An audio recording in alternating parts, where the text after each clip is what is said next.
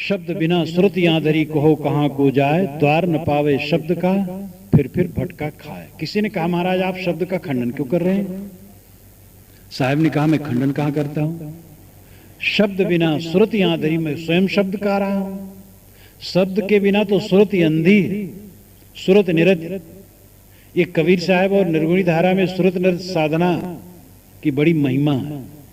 इसकी अनेक व्याख्याएं की जाती हैं। सरल व्याख्या है सुरत का निरत लीन होना, अपने लक्ष्य में सुरत का लीन होना। सुरत नाम लक्ष्य मनोवृत्ति, जो मन की वृत्ति है वो सुरति है, और लक्ष्य जो हमारा उपास्य है उसमें लीन होना, सुरत निरति।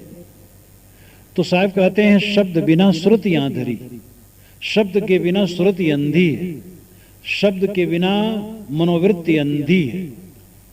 कहो कहाँ को जाए, शब्द द्वार न पावे शब्द का फिर भटका खाए। अगर शब्दों का द्वार न मिले तो ये मन भटकता रहे, इसलिए शब्द चाहिए। आदमी शब्दों में उलझा है, निर्णय शब्द सुना करके उसको रास्ते पर लाया जाता है। एक कांटा चुभ गया है, दूसरे कांटे से उसको निकाला जाता है, फिर अंत में दोनों कांटे फेंक दिए जाते हैं। जो बंधनदायी शब्द हैं उनको निकालने के लिए ये निर्णय के शब्द हैं, और अंत में दोनों शब्द छोड़ दिए जाते हैं। पहले तो खराब शब्द छोड़ दिए गए, और फिर जो निर्णय के शब्द हैं अंतिम समाधि में पहुंच करके वो भी शब्द कहाँ रहते हैं? वो तो शब्दातीत। साहब ने कहा है शब्द शब्द सब कोई कहे, वो तो शब्द विदे, जिह्वा पर आवे नहीं निरख परख कर ले। एक बाग में कई लोग बैठे इधर उधर से आ गए, गर्मी महीना था और चौराहा था, वहीं बैठ गए, थोड़ा ठंडाने लगे। एक पंडित जी थे, कहे वाह पक्षी बहुत बढ़िया बोलता है, राम लक्ष्मण दशरथ कहता है, राम लक्ष्मण दशरथ। एक मियाँ जी थी, कहे नहीं पंडित जी आप नहीं समझे, वो तो सुभान तेरी कुदरत कहता है, वो राम दशरथ नहीं कहता है। तो एक पहलवान बैठा था, कहा आप दोनों नहीं समझे, वो तो कहता है दंड मुकदर कसरत। तो एक बनिए ने कहा महाराज आप तीनों नहीं समझे, वो कहता हल्दी मिर्चा ढकरख। तो ये अपनी भावना, गाड़ी आती है तो जय जय काली कहती है, काली उपासक कहते हैं। हमारी भावना जहां जुड़ जाती है उसी में हम पागल हो जाते हैं। कोई राम कहा कोई रहीम कहा, लड़ गए। साहब कहते शब्द शब्द सब कोई का है, ये तो शब्दे शब्द कह रहे हो ना, वो तो शब्द विदेह है, वो शब्द रूपी काया से अतीत है, वो शब्द नहीं, वो तो शब्दी है।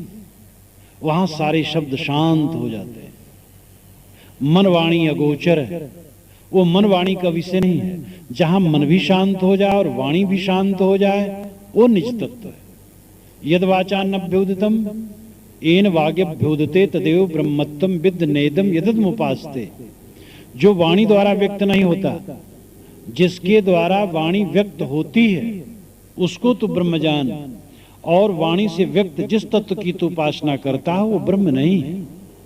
यन मनसा ना मनते ये नाहुर मनोमतम तदेव ब्रह्मत्वम विद्ध नेदम यदमुपास्ते। जिसका मन से मनन नहीं हो सकता है, किंतु जिसकी सत्ता से मन मनन करता है उसको तू ब्रह्म जान, और मन से मनन करके जिसकी तू उपासना करता वो ब्रह्म नहीं। तो मन जहां शांत हो, वाणी जहां शांत हो, वो आत्म तत्व है, परमात्म तत्व है, शुद्ध तत्व है। शब्द कहने से गड़बड़ा जाता है। अगर कहो राम तत्व है तो 100 लोगों को पसंद नहीं होगा, अगर कहो वही शिव तत्व है तो राम उपासक मुरझा जाएंगे, अगर कहो अल्लाह तत्व है तो हिंदू को खुशी नहीं होगी, ब्रह्म तत्व को दूसरे खुश नहीं होंगे। तो साहब कहते शब्द में महाझंझट है, वहां शब्द नहीं है, शब्द में मत लड़ो, वो तो शब्द विदेह, वो सत्ता मात्र है। जहां मन वाणी का अंत हुआ, अंत में शेष स्वयं कल्याण स्वरूप है, उसका अभ्यास करो। जो आपका आपा है, आपका स्वरूप है, आपसे अलग नहीं है। आप दीनहीन मत बनो, मत समझो वो परम तत्व कहीं बाहर है। जो बाहर समझा महा धोखा खाया। बाहर की चीज कभी अपनी नहीं होती। उधारी का सौदा खा करके, उधार का खा प्यार का तापब अवध क्षेत्र में कहावत कही जाती है। उधार के खाब प्यार का तापग। कोई पैरा जला जला करके तापक कितना गर्माएगा, उसके लिए कोयला लकड़ी चाहिए।